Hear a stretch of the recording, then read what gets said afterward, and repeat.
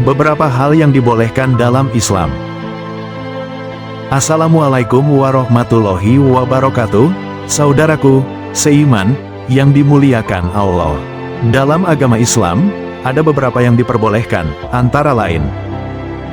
Pertama, boleh berwudu di kamar mandi. Berwudu di kamar mandi, yang juga berfungsi sebagai toilet, diperbolehkan dalam Islam, asalkan tetap memperhatikan adab-adab yang dianjurkan. Tidak ada larangan khusus dalam syariat Islam untuk berwudu di kamar mandi, namun ada beberapa hal yang perlu diperhatikan agar wudu tetap sah dan sesuai dengan tuntunan.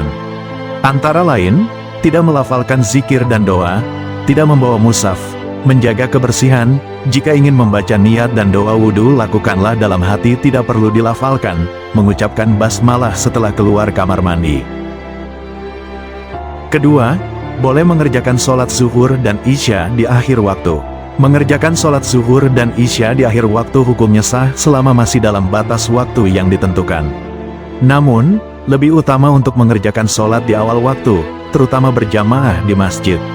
Untuk sholat isya, mengakhirkannya hingga mendekati pertengahan malam atau sepertiga malam terakhir juga diperbolehkan, bahkan ada yang berpendapat lebih utama. Hadis riwayat Bukhari dan Muslim menyebutkan bahwa Rasulullah Shallallahu Alaihi Wasallam menganjurkan untuk menunda sholat zuhur ketika cuaca sangat panas, karena panas tersebut merupakan bagian dari panasnya neraka. Hadis dari Abu Hurairah menjelaskan bahwa Rasulullah Shallallahu Alaihi Wasallam seringkali mengakhirkan sholat isya hingga sepertiga malam pertama, dan beliau senang jika para sahabat berkumpul untuk sholat berjamaah.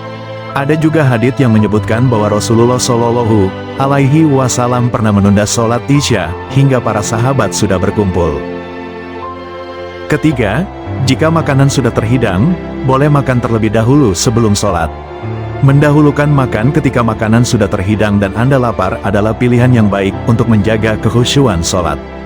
Namun, jika waktu sholat sudah sempit, maka sholat harus didahulukan. Jika makanan sudah terhidang dan Anda lapar, diperbolehkan untuk makan terlebih dahulu sebelum sholat, bahkan dianjurkan oleh sebagian ulama. Hal ini dilakukan agar Anda bisa lebih fokus dan khusyuk dalam sholat tanpa terganggu oleh rasa lapar. Ibunda Aisyah radhiyallahu anhu pernah menyampaikan sebuah nasihat yang beliau dengar dari Rasulullah Shallallahu Alaihi Wasallam, tidak ada sholat ketika makanan telah dihidangkan, begitu pula tidak ada sholat bagi yang menahan, kencing atau buang air besar. Hadis riwayat Muslim. Hadis ini menunjukkan sholat adalah ibadah yang sangat istimewa. Karena sebelum melakukan sholat, syariat memerintahkan segala hal yang dapat mengganggu kekhusyuan sholat, hendaklah ditanggalkan terlebih dahulu. Keempat, boleh mewarnai rambut selain hitam. Dalam Islam, mewarnai rambut hukumnya boleh, asalkan tidak menggunakan warna hitam dan tujuannya tidak untuk menipu atau menyerupai orang lain.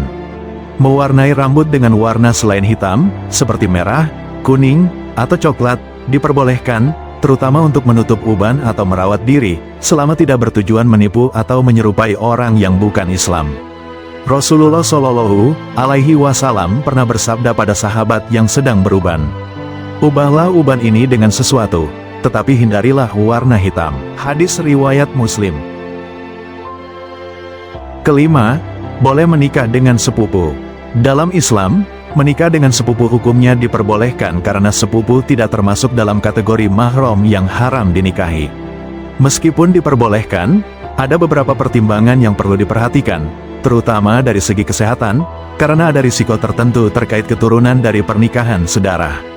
Surah Al-Ahzab ayat 50 menyebutkan, "Wahai Nabi, sesungguhnya kami telah menghalalkan bagimu istri-istrimu, dan demikian pula anak-anak perempuan dari saudara laki-laki bapakmu, anak-anak perempuan dari saudara perempuan bapakmu, anak-anak perempuan dari saudara laki-laki ibumu, dan anak-anak perempuan dari saudara perempuan ibumu." Saudaraku seiman, sebarkanlah kebaikan. Barang siapa yang menyampaikan satu ilmu saja dan ada orang yang mengamalkannya, maka meskipun yang menyampaikan sudah tiada, ia akan tetap memperoleh pahala. Hadis riwayat Al-Bukhari. Demikianlah saudaraku, semoga bisa menginspirasi dan memotivasi kita untuk menjadi seorang muslim yang baik. Kesempurnaan hanya milik Allah semata. Jika ada yang buruk atau tutur kata yang tidak berkenan, datangnya dari diri saya pribadi selaku manusia. Mohon maaf atas kehilafan, semoga Allah Subhanahu wa Ta'ala membimbing kita semua ke jalan yang benar. Subhanallah. Wassalamualaikum warahmatullahi wabarakatuh.